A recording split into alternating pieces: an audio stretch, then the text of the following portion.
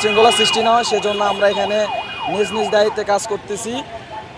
সবাই দায়িত্বে কাজ করতেছে, কোনো সমস্যা নাই, এখানে কারো কোনো বেনিফিট নাই, বিকজ সবার ভালোবাসা পাইতেছি আলহামদুলিল্লাহ।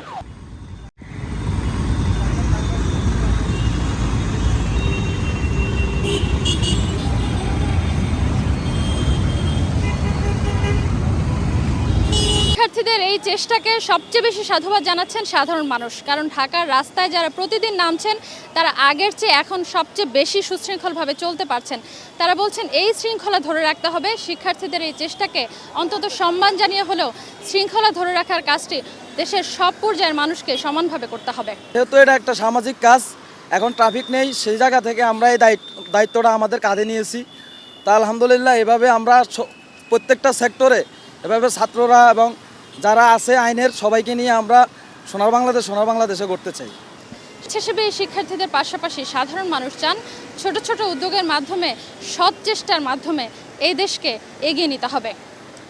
তবে কোনোভাবেই যাতে রাষ্ট্রের এই সংস্কারের কাজে যারা হাত দিয়েছেন তাদের হাত থেকে হাতছাড়া হয়ে না যায় নতুন বাংলাদেশ।